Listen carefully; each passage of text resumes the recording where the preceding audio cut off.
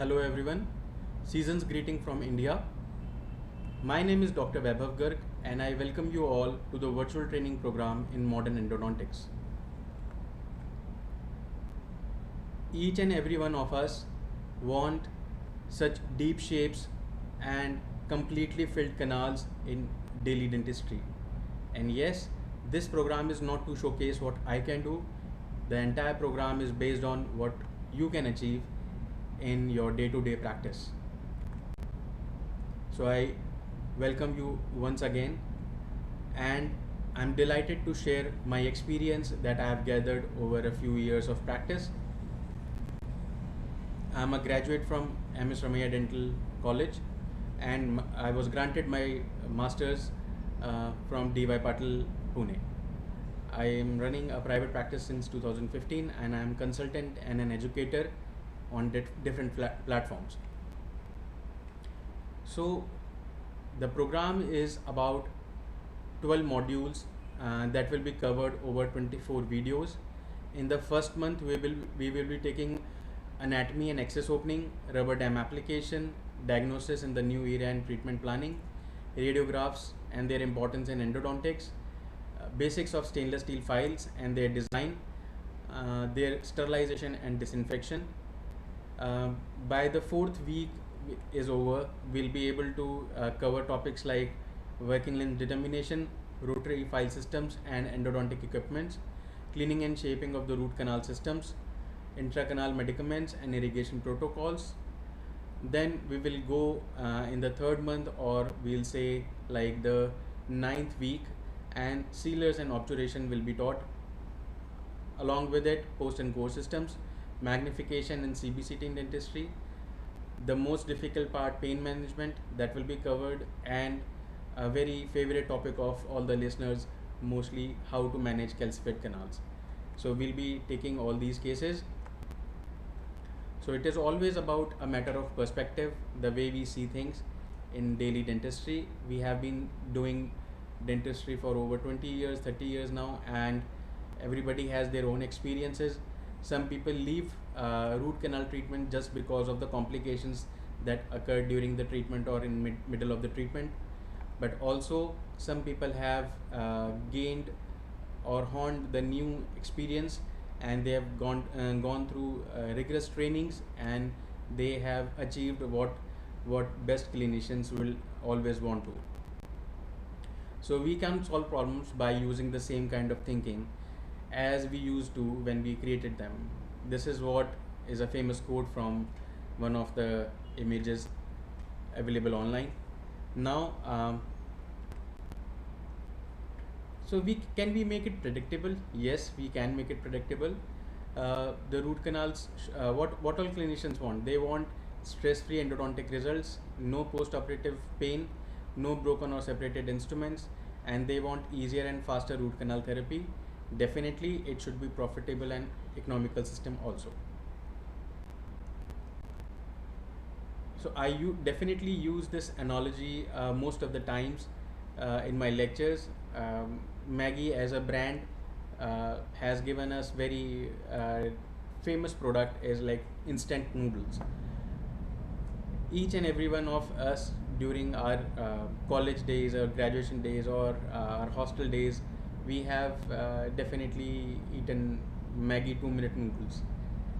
But the product is same, and not everyone can make the same taste of or the flavor of the Maggi. Everybody adds their own extra material to it or extra ingredients to it, but the instructions given by the company are same. Similarly, in this program, all through the 12 weeks of module that you will see, instructions that have been given or that will be displayed or that will be shared with you will be same for everybody. But I know that everybody has their own experience, and while they are doing it, they will add their X factor to the working capacity and the instructions given, and I'm sure you will get good results.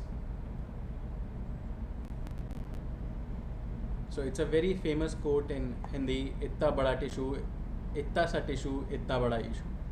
That means whatever pulp is available within the canal is very minute, but yes, it has given to birth to an entire logic of reading it again and again and going through the science of endodontology again and again to resolve the issues pertaining to endodontics. I would like you to bring your attention to the rationale of endodontics, as we consider it as one of the uh, topics that are given less significance during the examinations and during our career, but actually it gives us the entire essence of how root canal therapy goes for a success.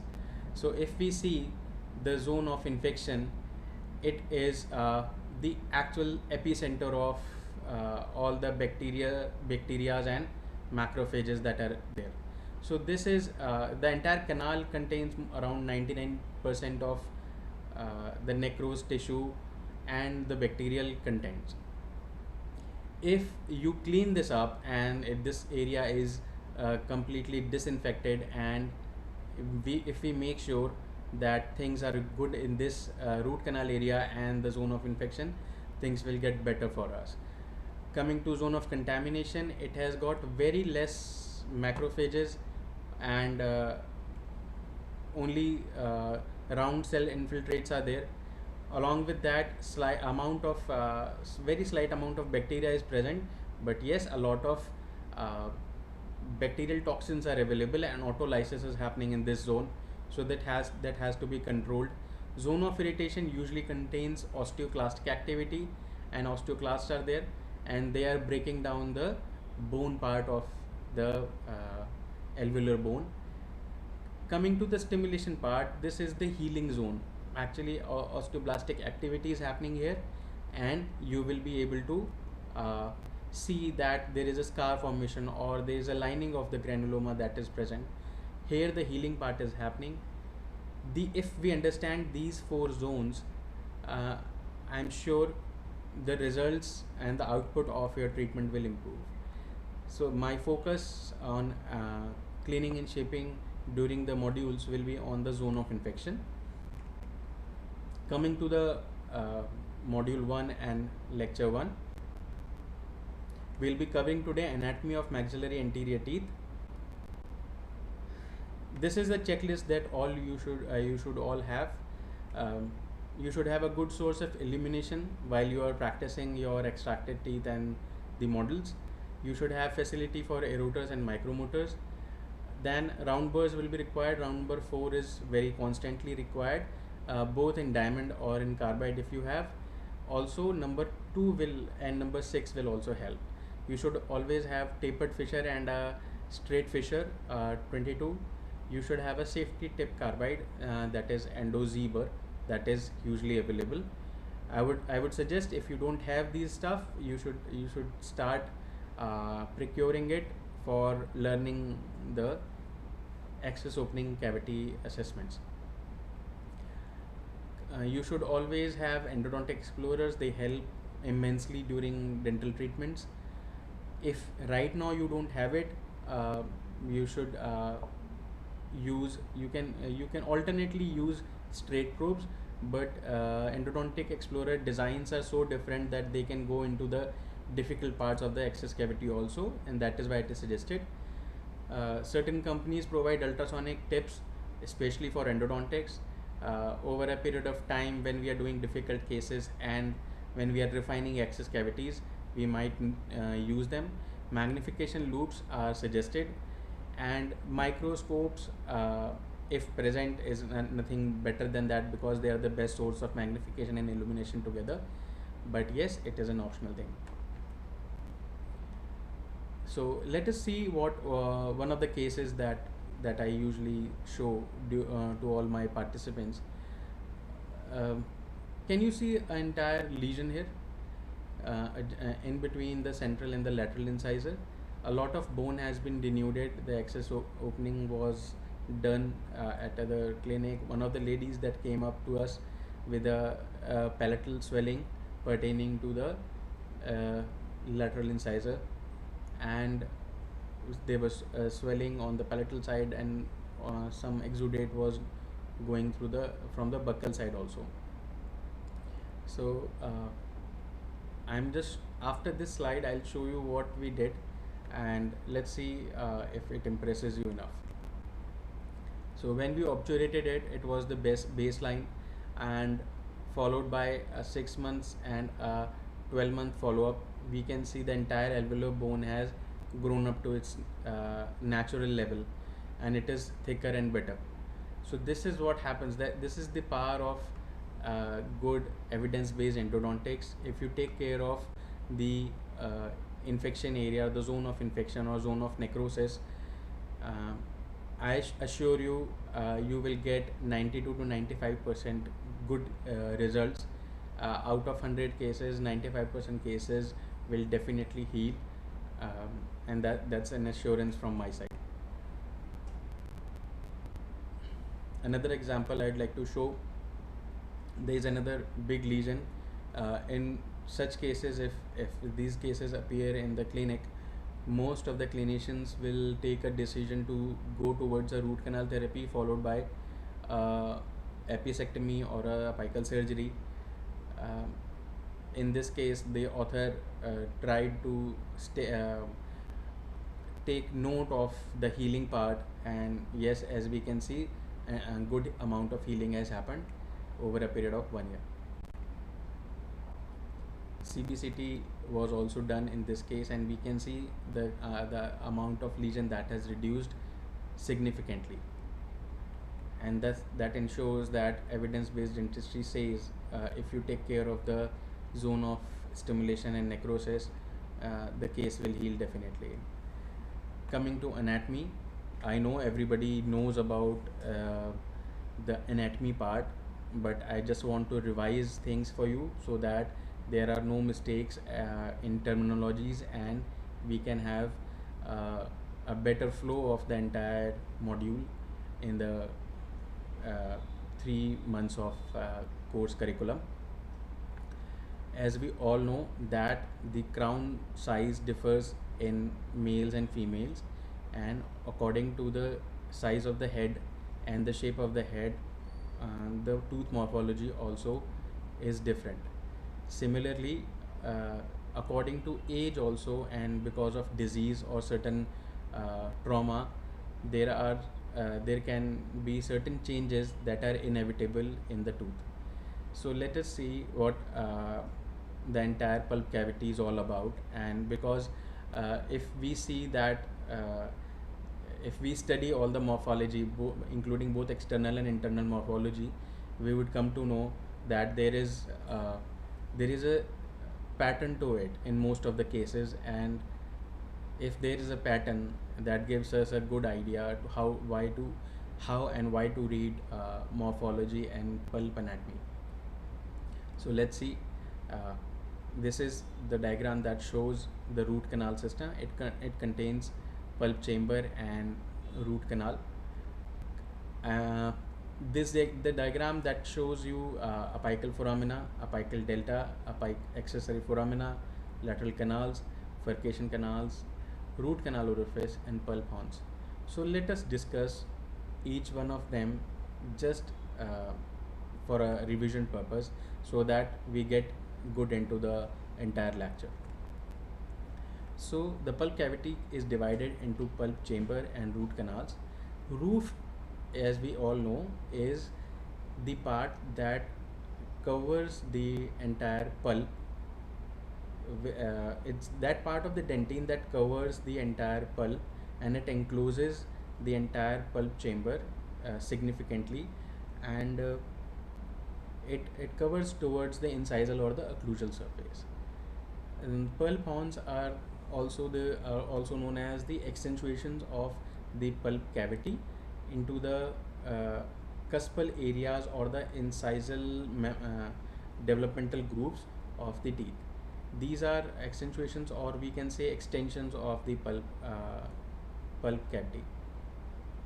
Floor is also the part of dentine that entombs the entire pulp pulp chamber from the furcation area side, and it usually runs parallel to the roof.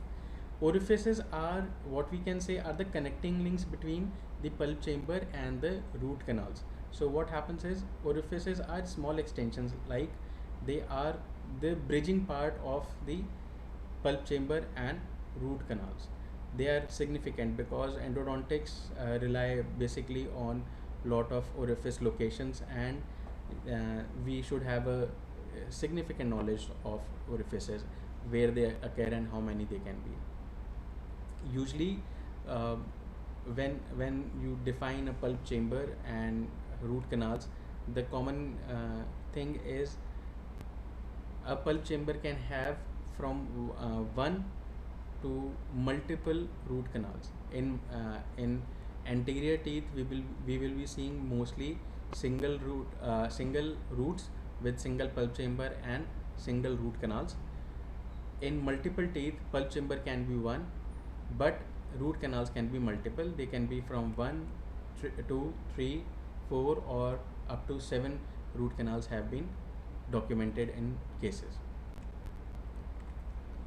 Coming to root canals, these are the when they are the part that starts from orifices and ends toward the apical foramen, or the connection towards the blood vessels and the ground tissue and the nerve bundles.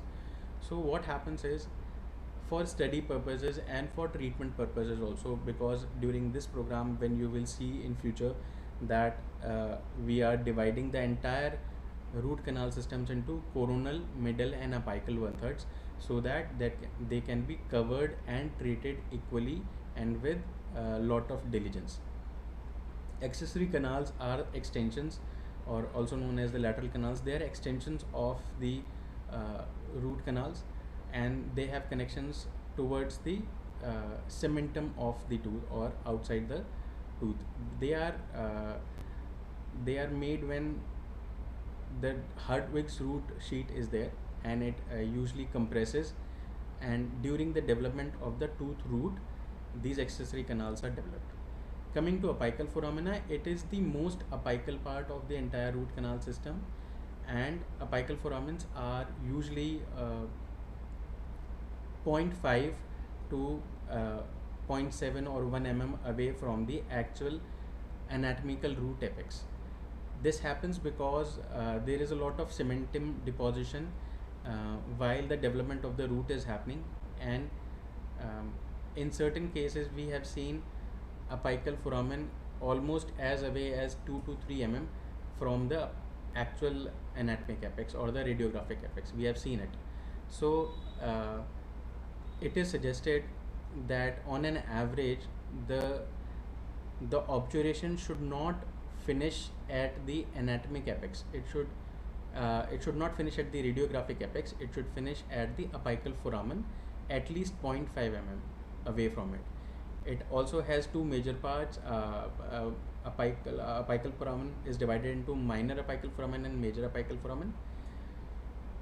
Coming to constrictions and curvatures, constrictions are available within the root canal at different levels, and curvatures are also significant. So let us see one by one what is so important about constrictions and curvatures. Mostly root canals are not straight. They will be definitely having, even if they are very straight, they will be having a slight curvature with them. If there is not any no presence of curvature is there, definitely there will be certain constrictions. So what happens is, when there is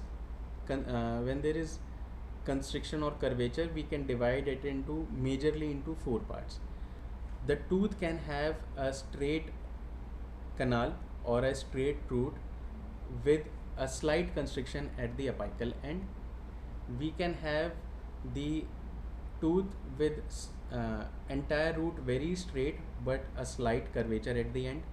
We can have the entire root that has curvature, or we can say a moderate curvature over towards the entire length of the root canal, and also we can have curvatures, severe curvatures and severe constrictions in the canal. There can be a combination of both. So let us quickly revise what all the anatomy of uh, the central incisor, the lateral incisor, and the canine brings us on the table of the anatomy of maxillary teeth. So most of us know central incisors. They are the first teeth that undergo trauma because of their location and possibilities.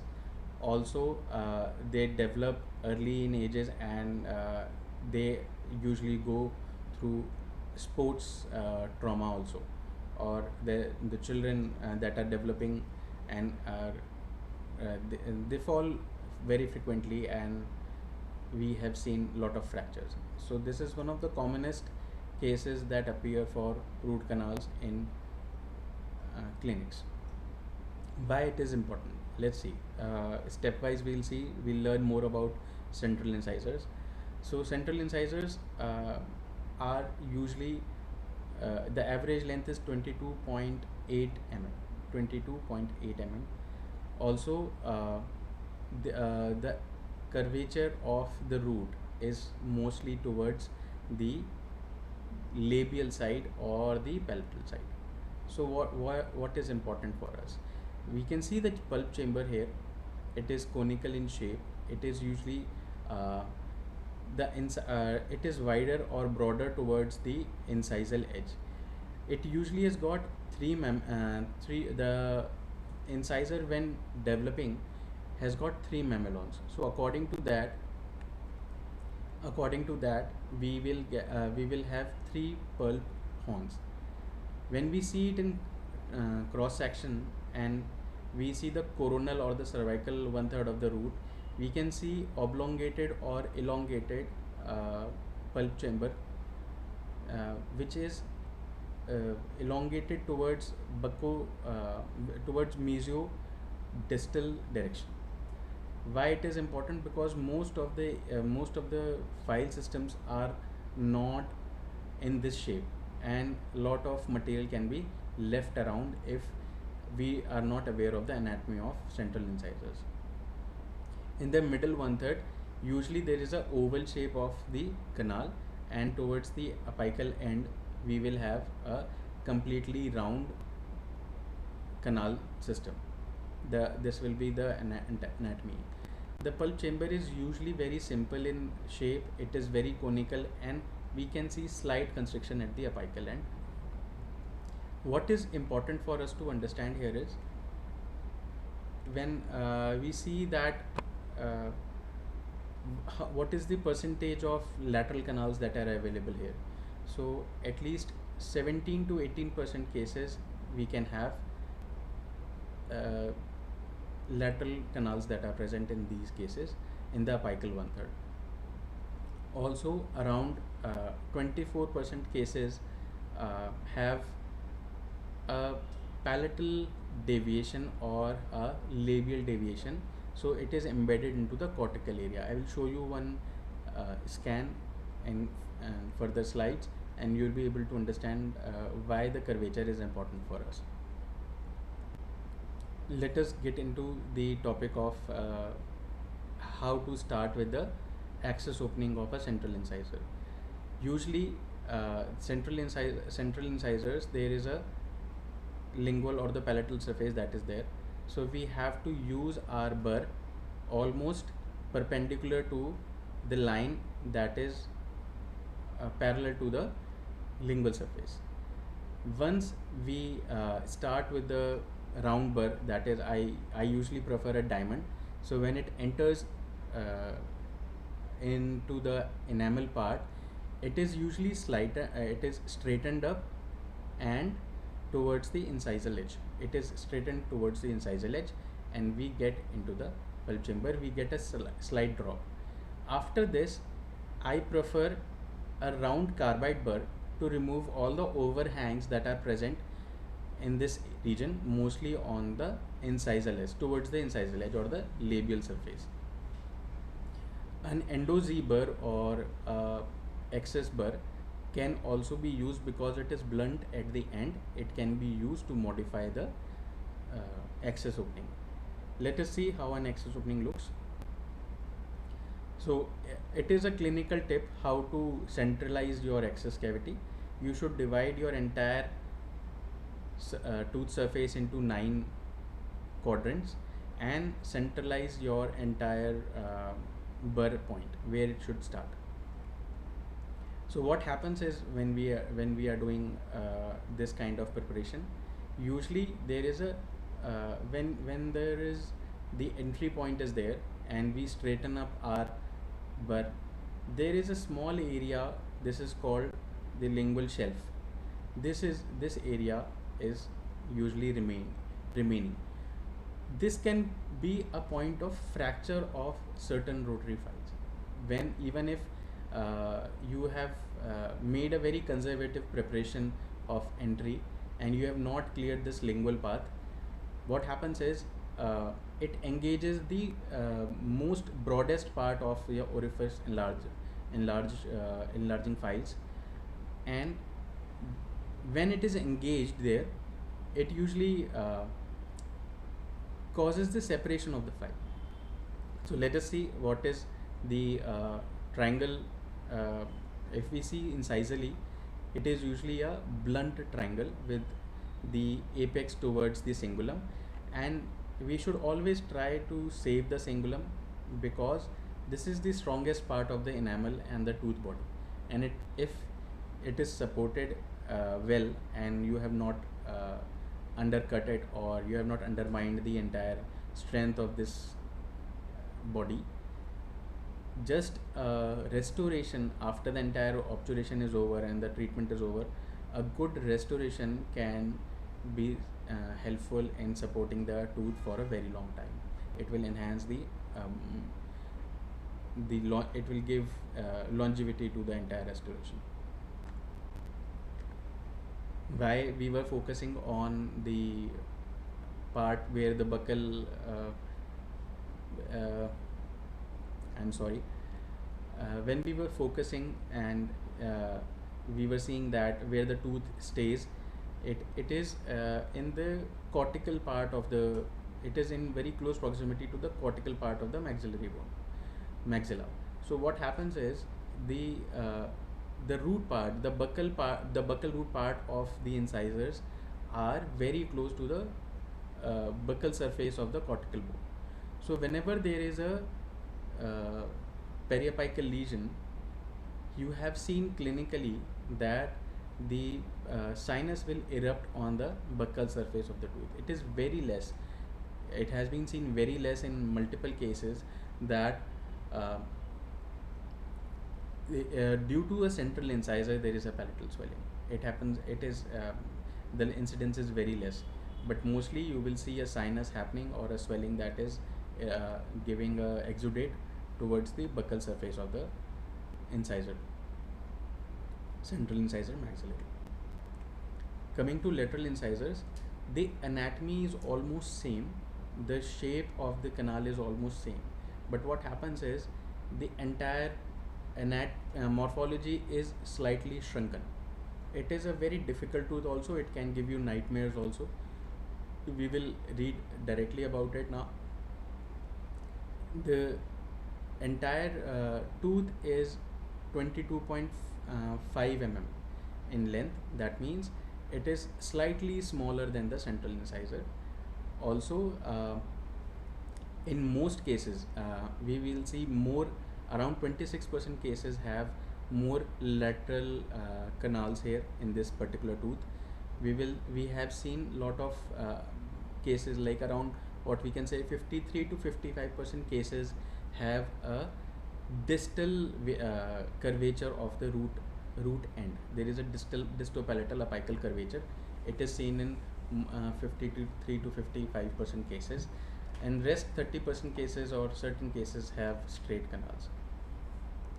So the anatomy, the pulp chamber is almost similar. It is conical in shape, it is simple in design, and as we see, it is also oblongated in the coronal 1/3 area.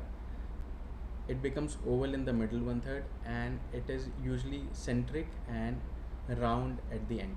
But yes, you will see more constructions in lateral incisors. You would have seen clinically, or you would have experienced clinically that when you are doing a lateral incisor, the working length radiograph when it is taken, usually 10 number file is sufficient, because it has got a lateral tuck back sort of a thing, or a grip comes over when you place a 10 number file. That ensures that mostly lateral incisors will give you lot of constriction in the apical one third. Yes, the design of the axis is similar. It is a triangular shape with its base towards the incisor and its apex towards the cingulum side. One of the best things that we do is, if we do not learn timely how to use the burrs properly, and if we are not aware or of the angulation of the tooth, because in certain cases tooth can be proclined or inclined from their axis, and the tooth can be a part of an iatrogenic error. The iatrogenic error is perforation of the buccal wall of lateral incisors and central incisors. It happens very commonly with most of the clinicians during their initial learning phases, because the burr was not used correctly. It was not straightened up towards the incisal edge, and there can be a perforation. So how do you see a perforation clinically? Clinically, if you see a perforation, it will not stop bleeding. There have been incidences, and that have been recorded, that a K file or a 15 number file has gone into the perforation, and it comes out of the gingival tissue, and this is one of the disheartening things that happen during a root canal treatment. If some problem or iatrogenic is happening, error is happening very frequently, we have to review our way of treating them.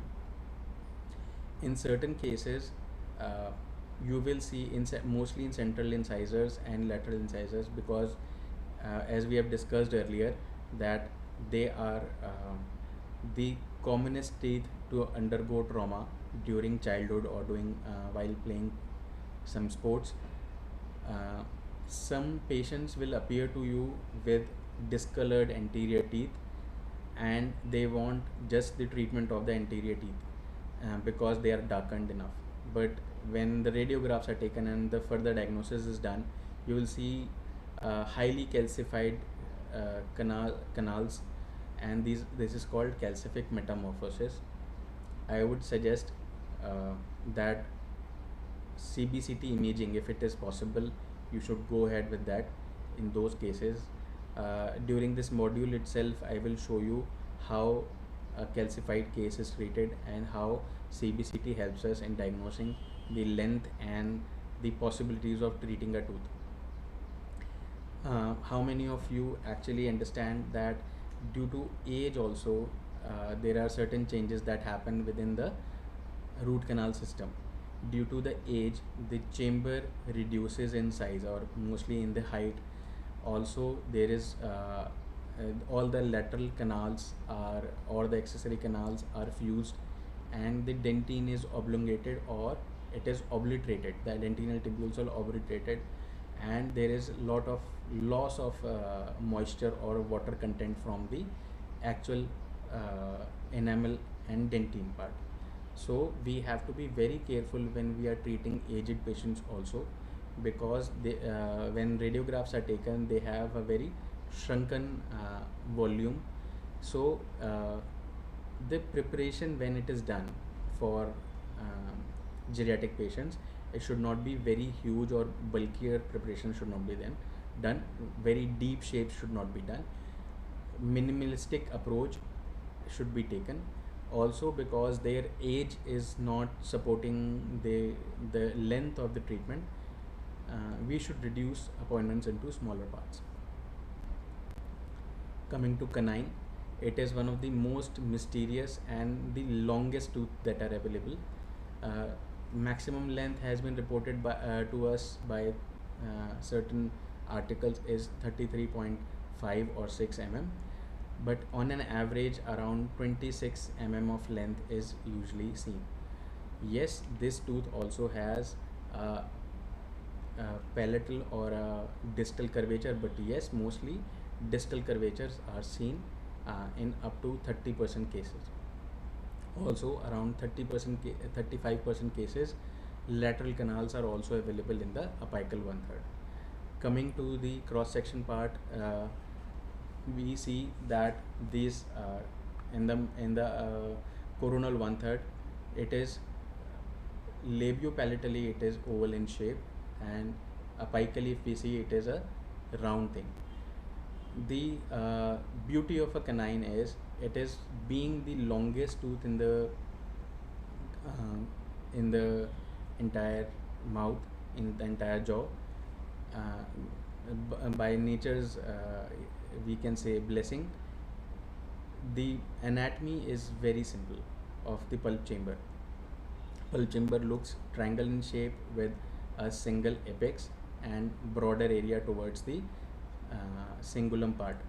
Also, the pulp of maxillary canine is highest in volume. So yes, when we are doing root canal treatment for these teeth, complete disinfection and complete removal of pulp or necrosed pulp, if it is available, has to be done properly, or it can lead to lot of failures.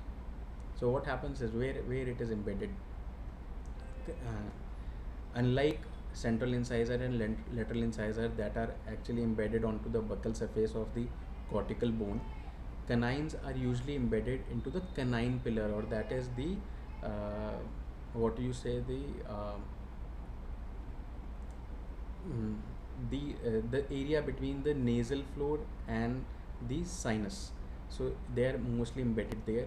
In case there is an infection that happens, the when the buccal perforation happens, you will you it will not be easy to curate that area.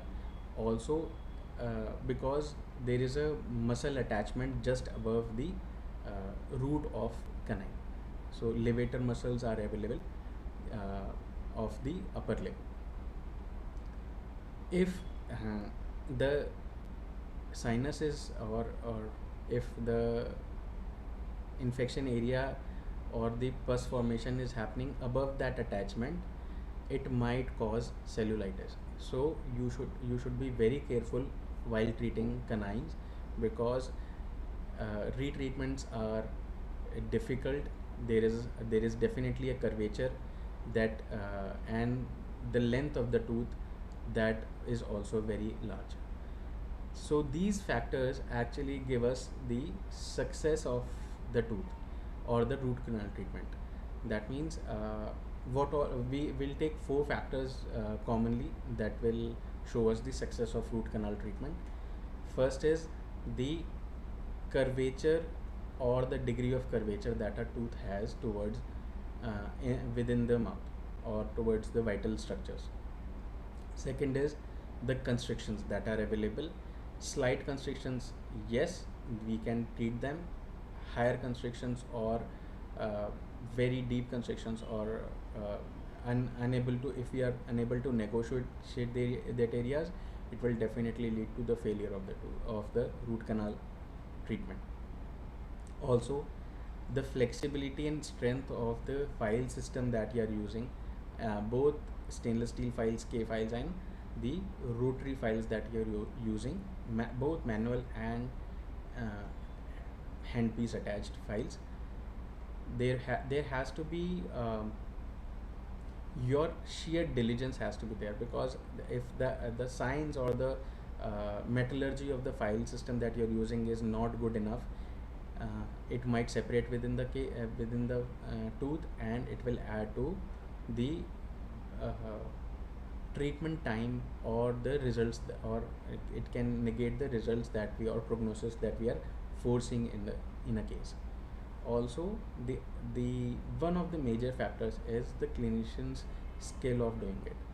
If you feel that there is a case that is very difficult, or you feel you're not competent enough to do that case, but you are the only source to the patient to treat it, I would suggest you should go slow. You should divide the entire case into three different appointments. You should take care of access opening and coronal and middle one third in one appointment. You should give an entire appointment towards cleaning and shaping of the apical one third, and complete cleaning and shaping including irrigation and intracanal medicament placement. Also, in the on the third appointment, if possible, and the patient is totally asymptomatic, you can go ahead and do the obturation. But if you feel the case is difficult, even if the patient is very what you say patient is supporting you during the treatment and the patient is not being apprehensive, I believe winning the trust of the patient towards the entire treatment is important. So usually canine preparations, when you do the access opening, it is not triangular in shape, it is completely oval. The shape is completely oval, and the cingulum has to be maintained very well. So what all burrs that you should have during the preparation? I'm just giving a brief idea.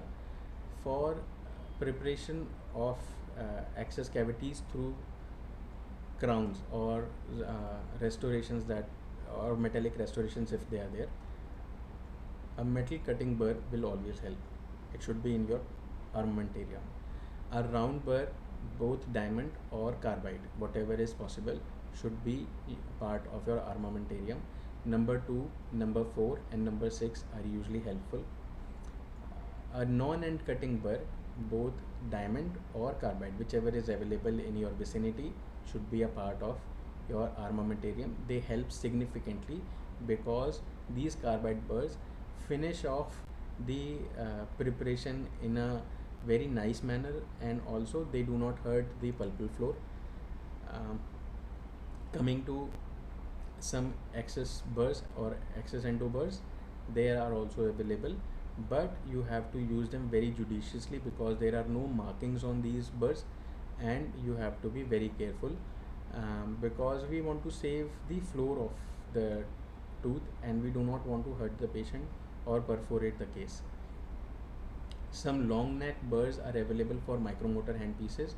These burrs will definitely help you in achieving a lot of what you say the accessibility towards the orifices and removing the hardened dentine or dental stones. It will help you in a big way, and if because of micromotor possibilities, the speed is much low and control is much higher. There are certain brands that they provide a comprehensive access sets. You can make your own also for your own clinical purposes according to your own wisdom. Certain tips, ultrasonic tips are available for redefining the entire access opening. Also, because these burrs, when you are removing dentine from the floor surfaces and when you are exploring canals, if any extra canals are available or there is some embedded dental stone is there, ultrasonics help immensely because they because of the longer design, yeah, the visibility is not hampered. Also, ultrasonics do not perforate tooth structures and they are very long lasting tips. So if you are investing in ultrasonic tips for access openings or for endo purposes, I assure you they are very large. It's a good investment, and return on investment will be fine. And over a period of like 5 to 7 years, usually ultrasonic tips do not die. They serve for a very long time. Coming to DG16, this is the instrument that all endodontists depend upon. I must say, I can say that with lot of confidence that a DG16 serves like a very good servant. if you take care of DG16 instrument and you don't drop it in your clinics, or you take good care of them, these highly magnified tips, or what we say, they most of the in most of the manufacturers, they say that these are handmade instruments. They're very delicate.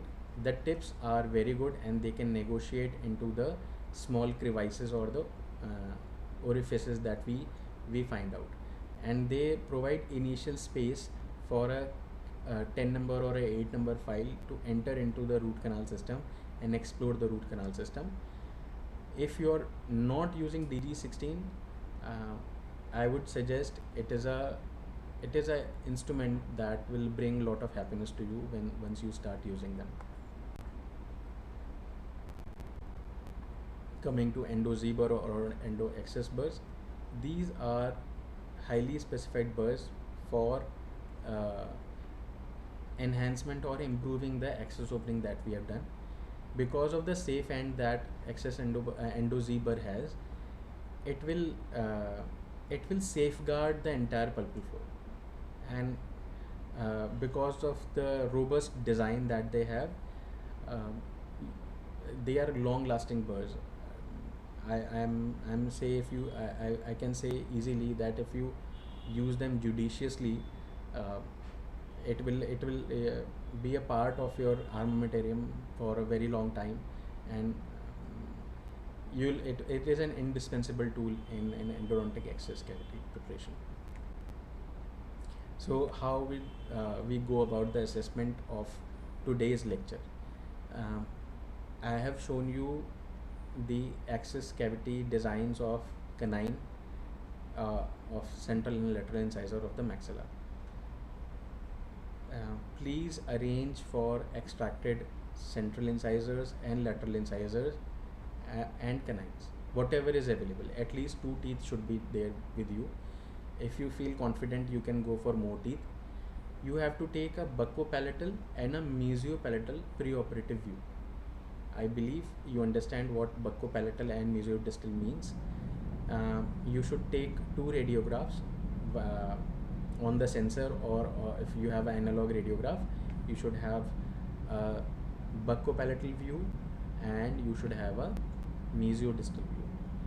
You have to mail them or WhatsApp me these images before Thursday morning of this week. Today is 8th of June 2020. I am looking forward to see this entire x-rays that you have taken on Thursday. So that will help me tell you more about how to go about the entire activity. In case you are not able to gain access to a canine or a central incisor, wait for some time, and over a period of like 12 weeks we have, you can do this particular activity anytime in between, and we can discuss it on a video platform. I sincerely request you should not initiate any activity before assessment of the preoperative radiographs. That will be of significant help, because we are not just doing access opening right now. These tooth will be used for cleaning and shaping purposes. You will be seeing how to use the same tooth for irrigation purpose. You will be able to see it, how to place sealers and intracanal medicaments and obturation, followed by the assessment of that obturation that you have done. If anybody who's listening to this lecture has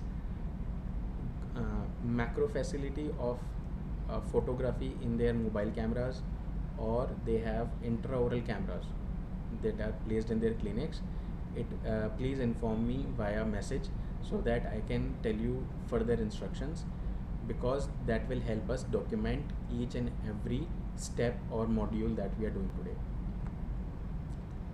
I would see you in the next video again, with information about the access opening of mandibular anterior teeth. Also, I would give you certain cases. I will show you certain cases that have been very difficult in the practice and how much time they have taken to treat that case. And how to document cases for a longer time. Till the next video I should meet you. I expect that this uh, video lecture helps you in certain ways. It is just a small revision of the previous concepts we already know in graduation time, but as we start our module, it is a small step towards learning a new world. I will give you 12 weeks of confirmed enlightenments toward 95% cases that you do. You will be seeing across all your old cases, and you will say that these mistakes what have happened in the past are unavoidable, and you will be very confident in taking more root canal cases in future in your practices, and it will bring you definitely lot of peace, because your confidence level would have boosted almost 100 times.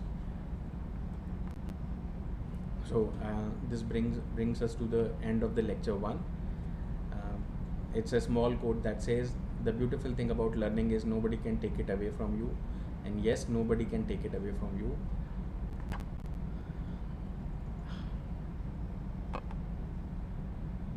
I feel myself lucky to be part of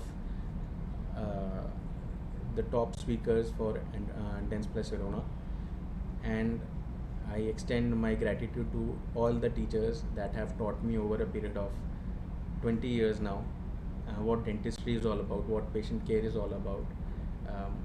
It was an immense pleasure to meet Dr. Pire Mashtu and Dr. Clifford Riddle and Dr. John West over these learning curves that I have always had. Filippo from Italy was also in India last year, and we had a great discussion. These are very good teachers, and they have helped me carve my career.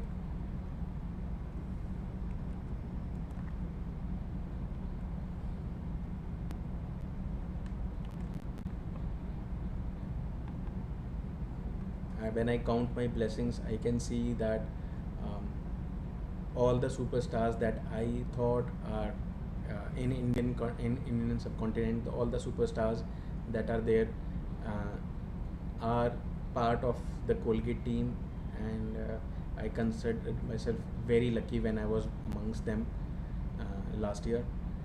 It gives a sense of fulfillment when you achieve something of this level, and you feel that you are contributing to the fraternity by showcasing what you can achieve. Also, you can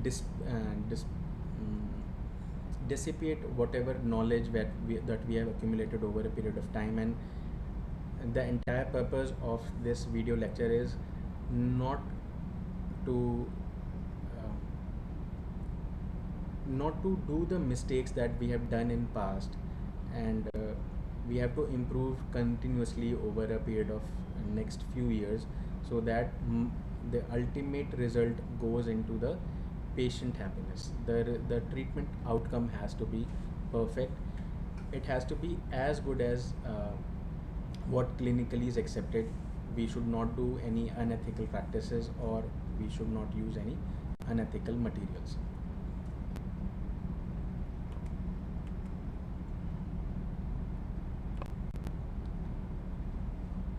Thank you for your time and your willingness to expand your abilities.